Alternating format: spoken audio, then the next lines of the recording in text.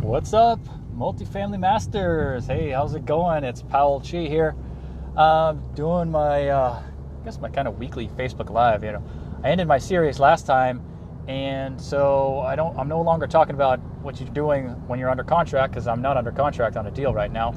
But this week, thought I'd give you something else. So I thought I'd talk about 3 crucial steps to creating better deal flow. Okay, so that will be the topic of this week. 3 crucial steps to creating better deal flow. But in the meantime, if you, I want to make this more interactive. I want to, have some dialogue here. So if you have a chance, if you're on here with me, go ahead and tell me where you're from. Tell me what questions that you might have and what I might be able to try to help out, or just kind of tell me what your situation is right now. Right? As if you got something under contract, if you're working on your deal flow. And, what are some hints that you have that could help for better deal flow as well, okay? So let's go ahead and get started. So, first kind of like, what is deal flow, right? Deal flow is, having, deals that you're working on consistently, right? And this is something that, as a real estate investor, you really want to work on deals consistently, right? You don't want to go up and down a lot where you have a deal, you really work on it, you put a ton of work into it, and then you close that deal, and then all of a sudden you have nothing, and you got to start over and start finding deals again, right? So it's very much like, if those of you are in sales, it's very much like this sort of the sales cycle, right? You can't just make one sale and put all your work into that one sale, and then it goes through, you're successful, or you're not successful, and then all of a sudden you don't have anything in your pipeline, right?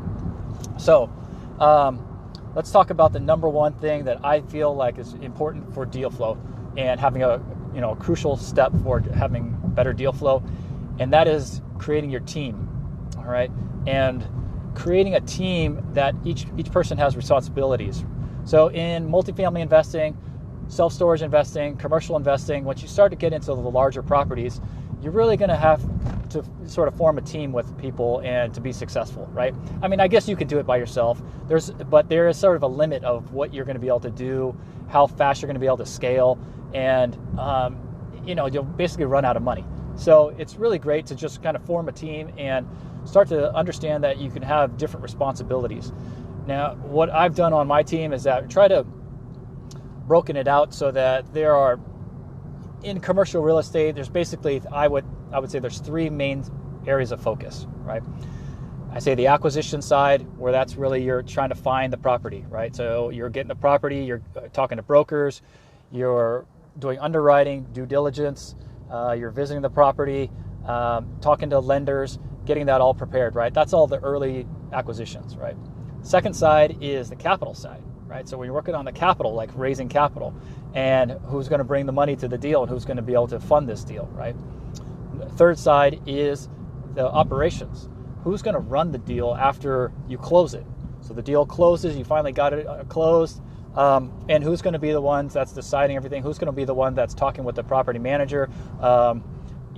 Distributions, all kinds of different things. Running the property for the next 5, 7, 10 years, whatever it is, right?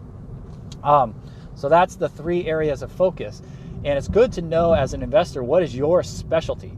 So are you better at acquisitions? Are you better at capital raising? Are you better at operations? Know what your strength is, and to find other people that can complement you, right? You don't want to have both of you or all 3 of you or your whole group, you're only strong in acquisitions, right? You're going to have nobody to run your deal afterwards or raise capital for it. So that's the first thing, right? Find the team and build the team around you, and make sure that, there's a number of different things into building a team. That can be a whole topic by itself, right? So I'll move on to number 2, right? So the second crucial step into creating better deal flow is is to continually seek out more deals, right? Obviously you got to seek out more deals, but you're constantly what I call like hunting. So you want to be out there talking to brokers, obviously like working with them, calling them, consistently getting on a regular basis where you're emailing them and getting some deal flow coming your way, because you need to be actively out there trying to find them, right? And then the second thing with that is you need to revisit deals that maybe were good in the past, and maybe you didn't get them, or you put an LOI out there and you didn't, for some reason you weren't successful in getting it, it may come back to you, right? So let me give you an example of that. Right now I'm working on a deal that I was working on last year, exactly this time, January of last year. And we didn't get it under contract. However, we were very, very, very close. And it ended up being that the seller decided not to sell the property. And we were basically the only people bidding on the property.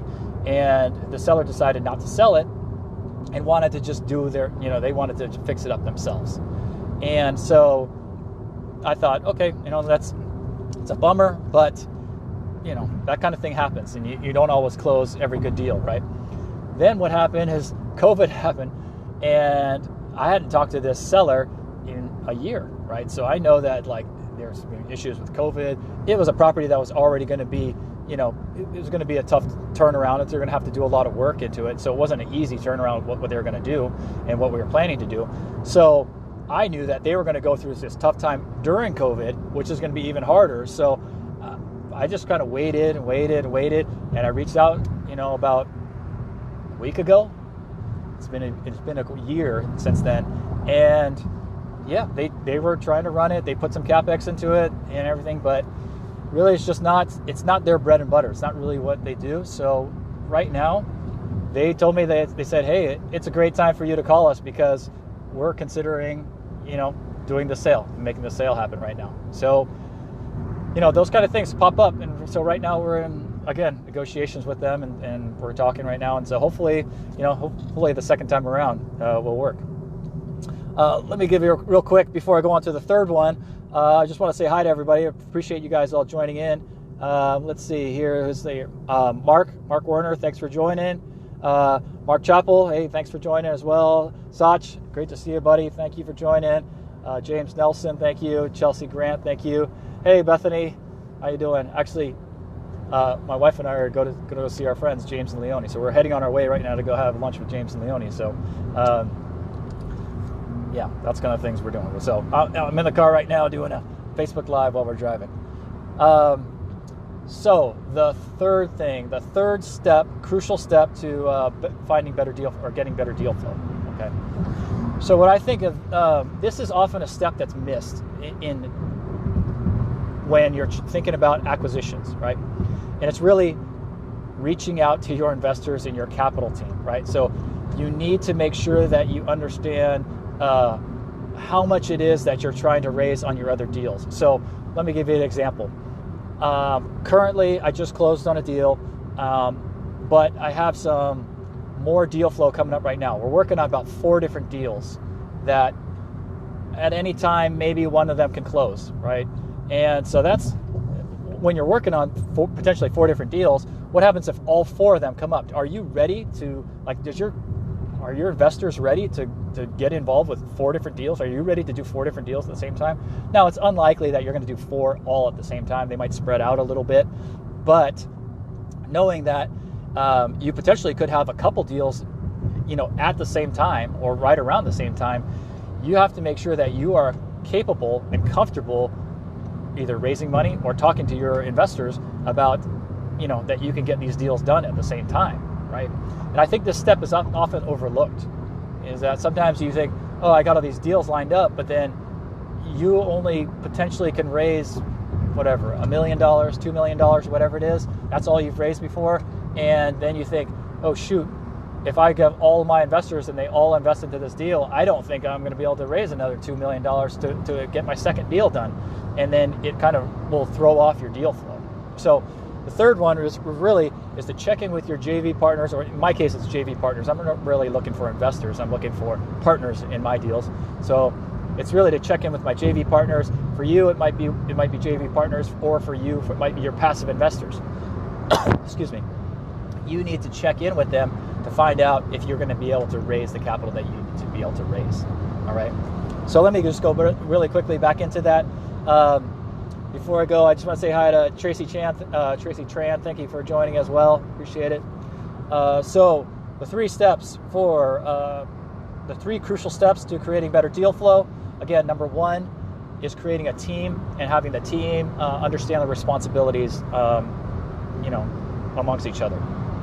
Number two, continually seeking out more deals and go back and revisit those other ones that were good deals before that maybe didn't close, right? I'll give you a hint. If you are in a deal or looking to get in a deal and you put in LOIs, but doesn't get accepted, I would definitely reach back in about 3 weeks. If it goes under contract, you reach out to in about 3 weeks to find out if that deal is actually going to close, right? It doesn't always close, right? So that's number two. Number three is to check in with your capital team, right? Your JV partners or your passive investors. Check in with them. Make sure that you can comfortably be able to raise multiple deals at the same time. Okay, so those are the 3 steps. Sorry, mouth is dry. But any questions that you guys might have, or any topics that I can maybe talk about next time, definitely let me know. Is there anything that I can help you guys out with here? Thank you for joining Chase Calhoun. Appreciate it. But just kind of on my way. Thought I'd drop in with a little quick Facebook Live. Looking forward to seeing you guys. And if you got any questions, feel free to reach out to me, okay? Talk to you soon. Thank you. Bye.